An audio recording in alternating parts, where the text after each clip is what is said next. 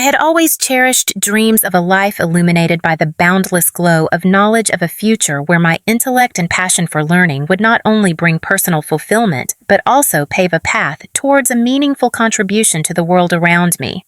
From my earliest girlhood spent devouring books in the quiet sanctuary of our small-town library, Clara Hayes, was fascinated by the intricate dance of history, the profound beauty of literature, the elegant logic of science. My academic achievements were a source of quiet pride, my aspirations set firmly on attending a prestigious university, perhaps to study archaeology or art history fields that spoke to my soul's deepest curiosities. But life, as it so often does, took an unexpected, albeit initially joyous turn when I met David Evans. He was charming, ambitious, with a laugh that could fill a room and a persuasive vision of a shared future that was intoxicating to my young romantic heart. We fell deeply irrevocably in love, or so I believed, and before I quite knew it, before my own carefully laid academic plans had fully blossomed, I found myself a young wife, and shortly thereafter a mother to our beautiful daughter Lily, followed a few years later by our energetic son Ben. My personal dreams of higher education, of a career forged in the hallowed halls of academia, were lovingly, willingly.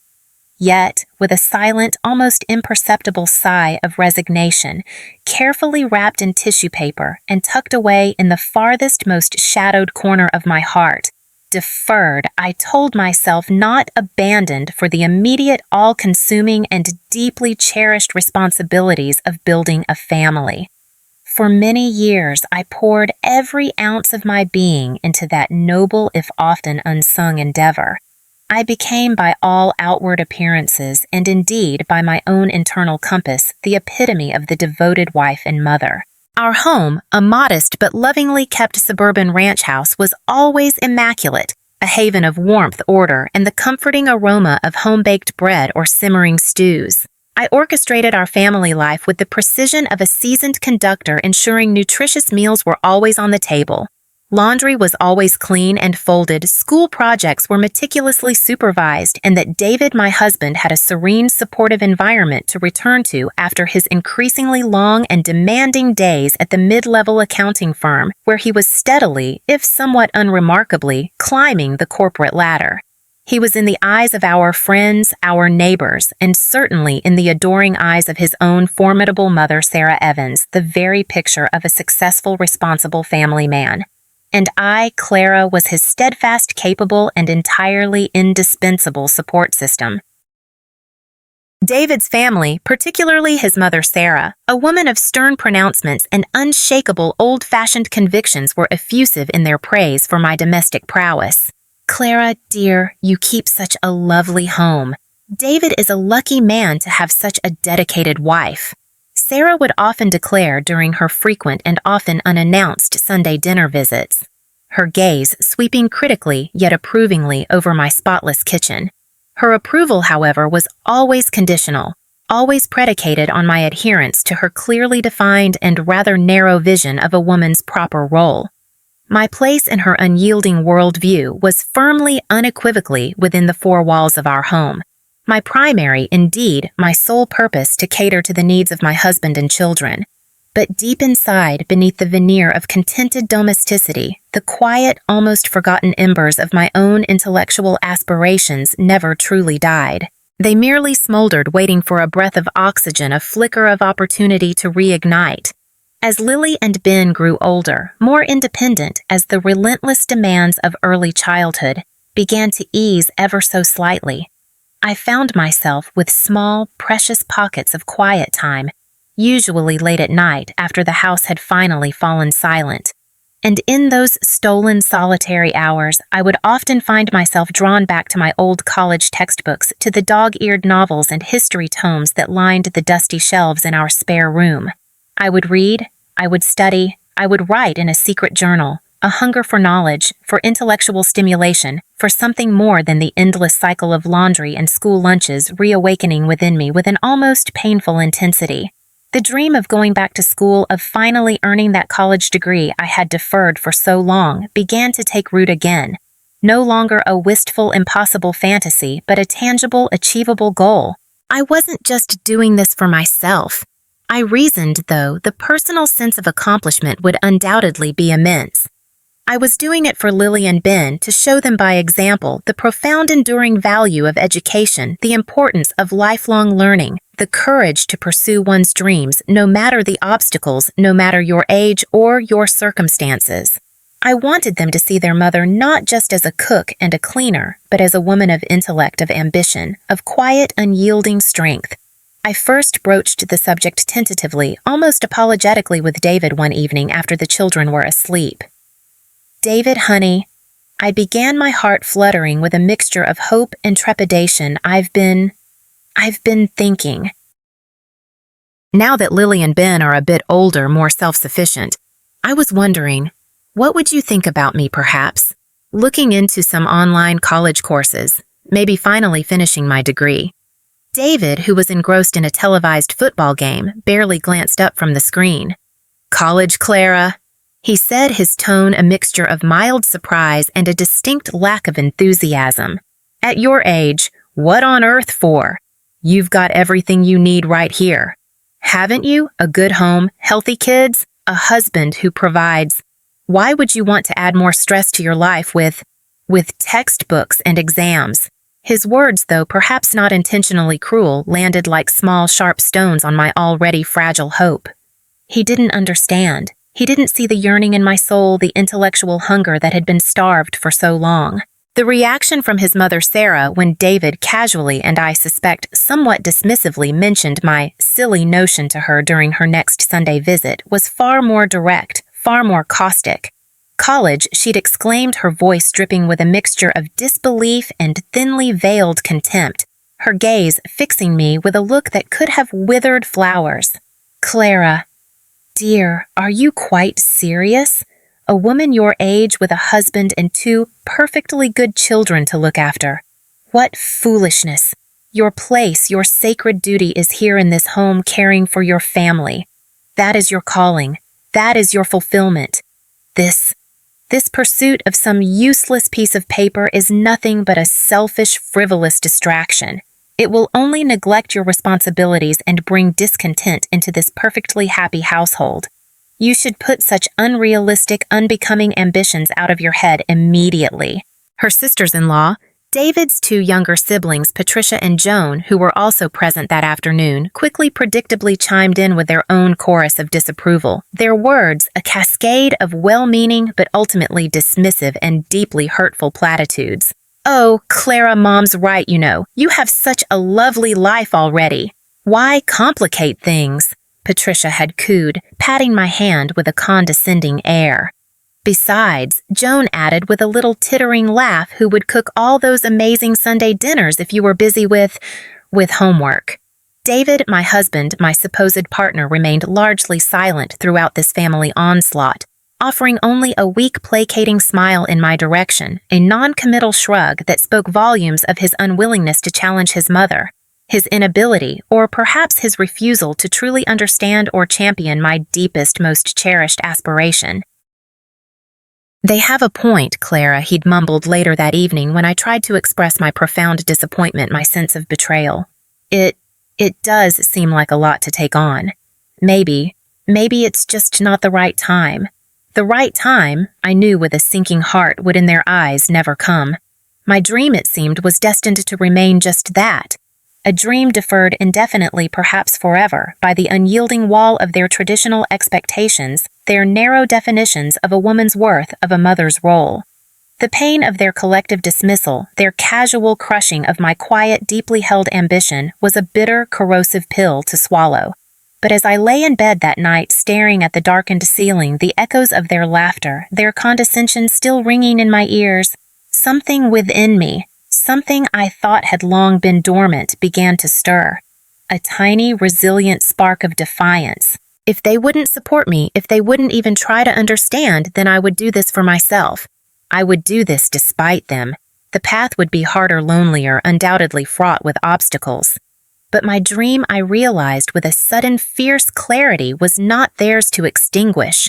The weeks following that deeply disheartening Sunday dinner at our home, where my aspirations for higher education had been so roundly, so publicly, and so cruelly dismissed by David's assembled family, were filled with a quiet internal turmoil for me, Clara Evans. The initial sting of their condescending laughter of my mother-in-law Sarah's sharp, dismissive pronouncements, and perhaps most painfully of my own husband David's weak, non-committal silence in the face of their collective disapproval, had faded somewhat, leaving behind a dull, persistent ache of disappointment and a growing, almost suffocating sense of isolation. It was agonizingly clear that if I were to pursue this long-cherished dream of mine, this deep-seated yearning to finally complete my college education, I would be doing so, not just without their support, but in active, albeit undeclared defiance of their explicitly stated wishes and their deeply ingrained traditional expectations. My days continued in their familiar, relentless rhythm of domestic duties. Preparing meals for David and our 2 children, Lily and Ben, maintaining our home in its usual state of meticulous order, shuttling the children to their various school activities and after-school commitments. But beneath the surface of my practiced, cheerful efficiency, a quiet internal revolution was taking place. Their dismissiveness, their casual cruelty in trying to extinguish my ambition had paradoxically not crushed my spirit as they had perhaps intended, but had instead ignited within me a new, unfamiliar, and surprisingly potent spark of defiance, a steely resolve that I hadn't known I possessed. I spent countless hours in the quiet solitude of my own thoughts, often late at night after the rest of the household had fallen into a peaceful slumber, or during those precious fleeting moments of daytime quiet when Lily and Ben were both at school and David was at his office. I weighed the potential consequences of pursuing my dream against the soul-crushing alternative of abandoning it forever. Could I truly live the rest of my life with the gnawing regret of an unfulfilled potential, a path not taken? Could I look my own children in the eye, particularly my bright, ambitious daughter Lily, and preach to them about the importance of pursuing their own dreams, of striving for their own goals, if I myself had so readily, so meekly surrendered my own aspirations at the first sign of familial disapproval? The answer, which resonated with an increasing, undeniable clarity from the very depths of my being, was a resounding, unequivocal no. The pain of their scorn, their casual dismissal of something that meant so much to me, was still a raw, open wound. I wasn't just buon sad because they had forbidden me in essence from pursuing my education.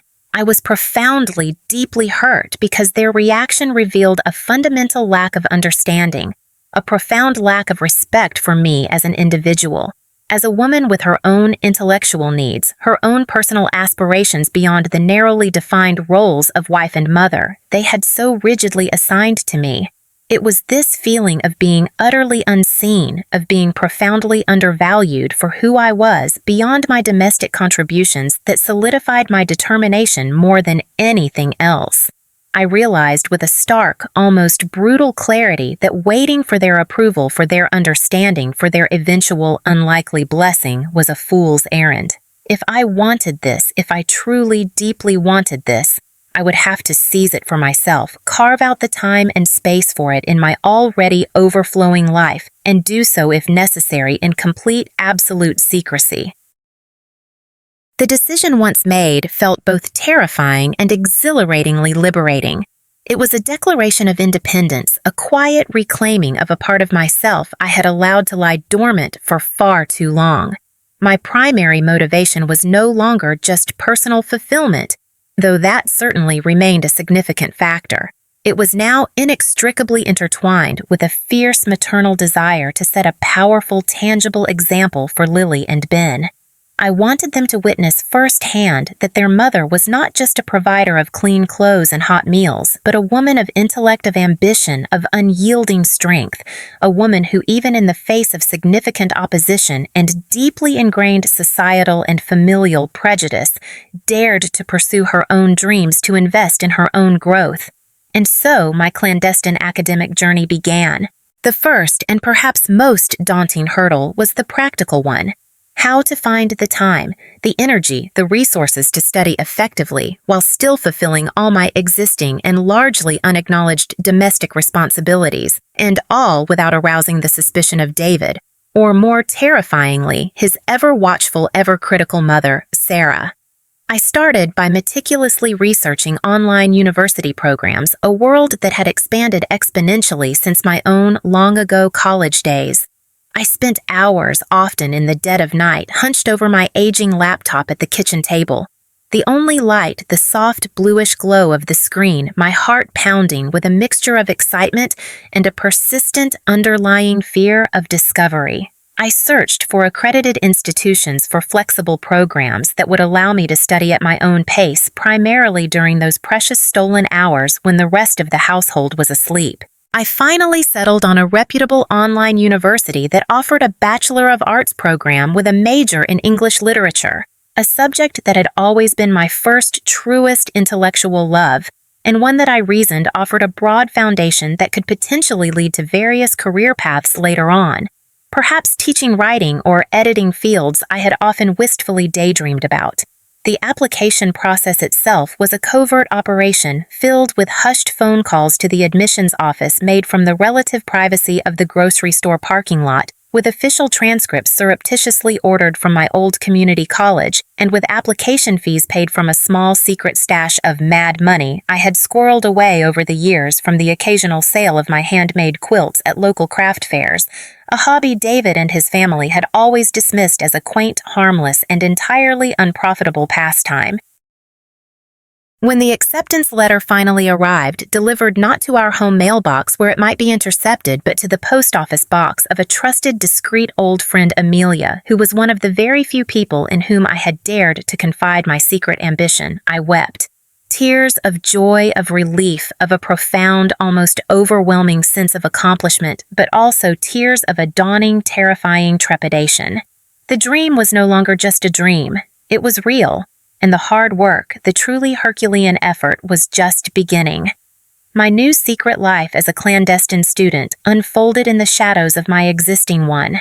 My classroom became the quiet pre-dawn stillness of our kitchen, or the late-night solitude of our small, cluttered home office after David and the children had long since retired to bed. My study lamp, a small, dim, clip-on light, became my constant companion, its focused beam illuminating textbooks filled with Shakespearean sonnets, with analyses of Victorian novels, with the dense, challenging theories of literary criticism. I learned to function on a perpetually reduced amount of sleep, my days a relentless juggling act of domestic chores, school runs, errands, meal preparation, and then, as soon as the house fell silent, a quick, furtive transformation into Emma Hayes, the dedicated, determined, and often utterly exhausted university student.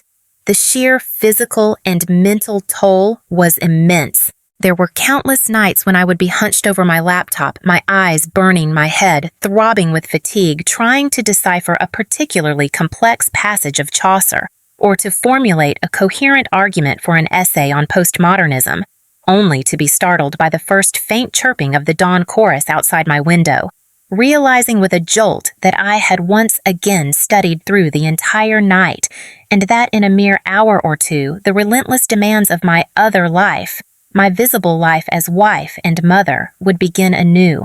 I became a master of subterfuge, of snatching precious fleeting moments for study. I'd read a chapter while waiting in the car during Lily's soccer practice, listened to recorded lectures on my headphones while folding laundry or scrubbing floors, mentally outline essays while stirring a pot of spaghetti sauce. My textbooks were hidden at the bottom of my sewing basket, my notebooks tucked away beneath piles of old magazines. The fear of discovery was a constant low hum beneath the surface of my daily life, a fear that propelled me to be ever more cautious, ever more discreet. The academic challenges themselves were also significant. Returning to formal study after nearly 2 decades was like trying to awaken a long-dormant muscle.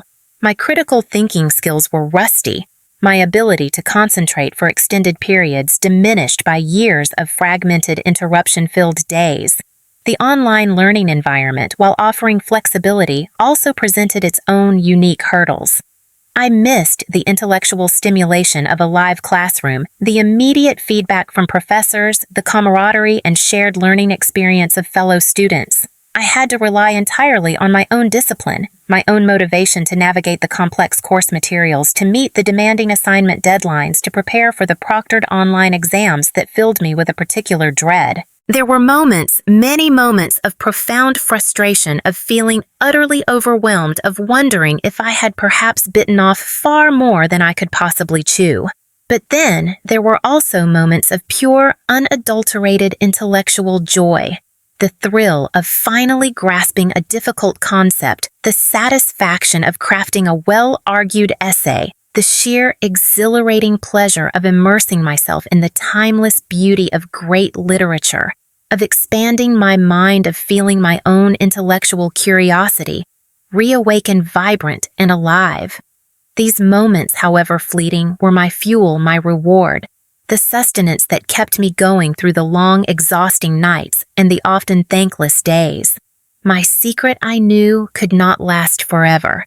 And the ever-present fear of discovery, of the inevitable confrontation with David and his family, was a heavy, constant weight upon my spirit.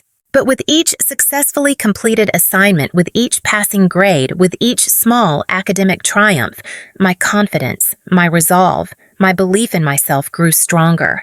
I was no longer just Clara Evans, the dutiful wife and mother. I was also Clara Evans, the determined university student. A woman quietly, defiantly forging her own path, reclaiming her own deferred dream, one sleepless night, one hard-won credit at a time. The wall of their prejudice was still there, formidable and unyielding.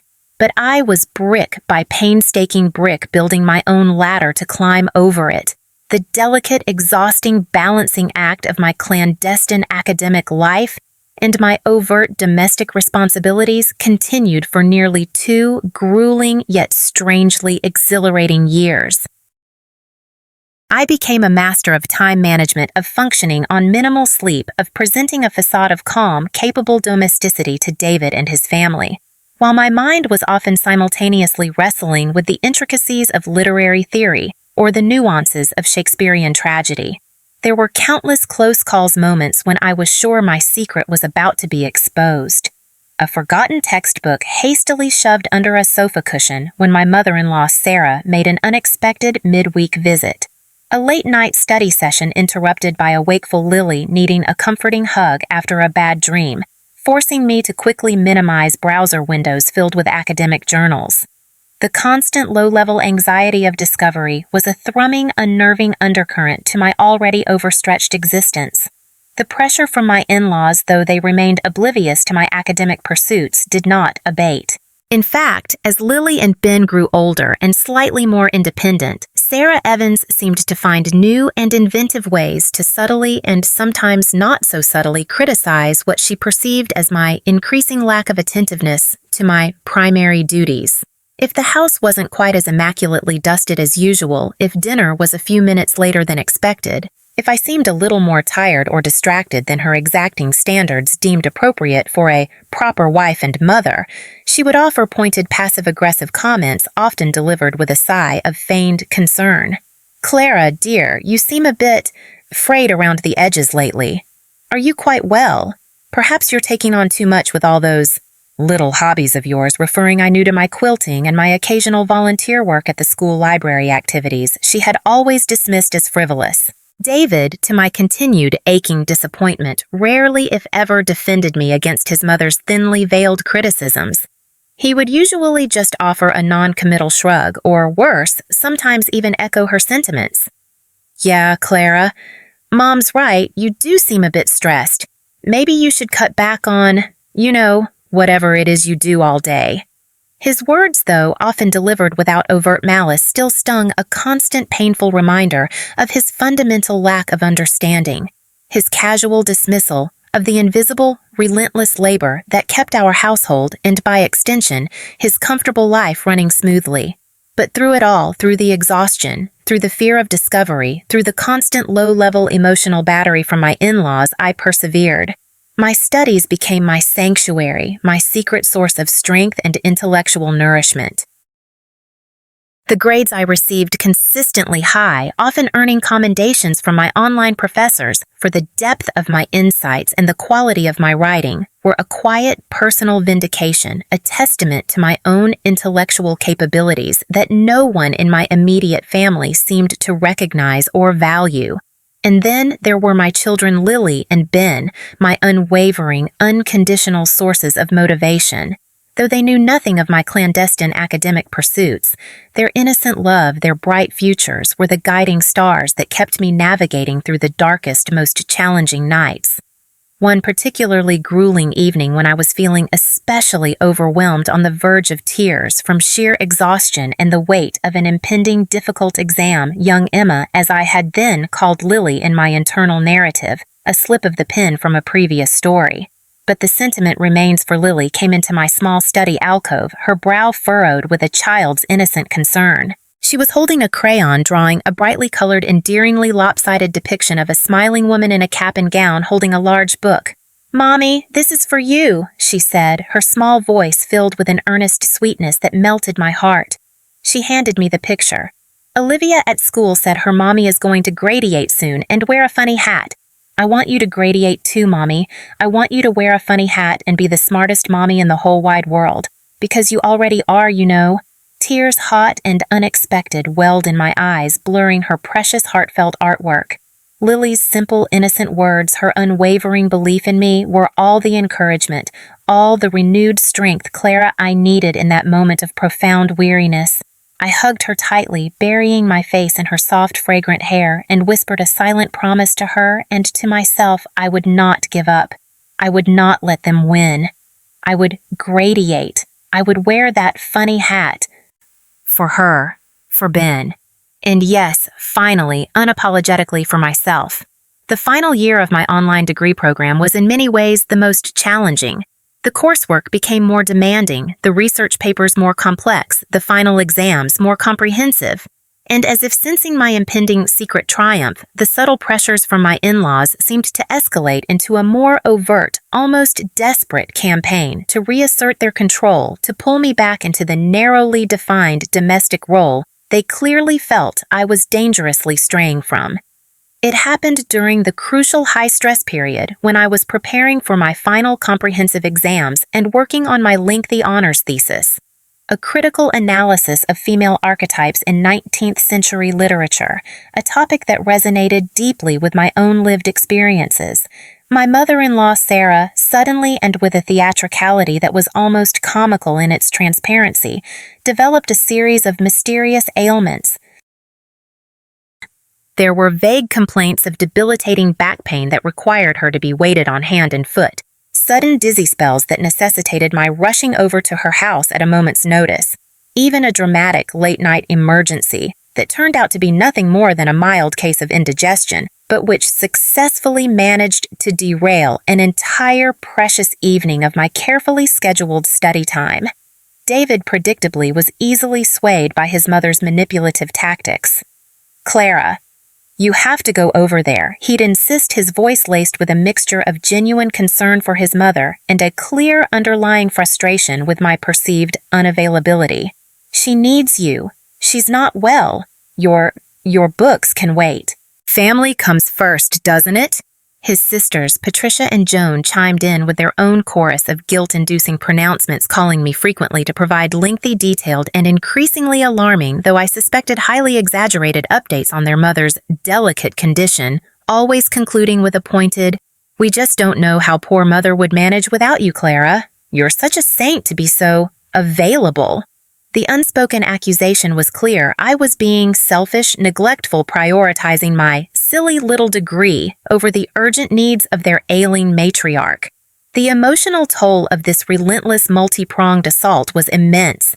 I was stretched to my absolute breaking point, torn between my academic commitments, my unwavering responsibilities to Lily and Ben, and this new, all-consuming demand to be a full-time caregiver to a woman who had for years shown me nothing but disdain and disapproval. There were moments of profound, almost unbearable despair.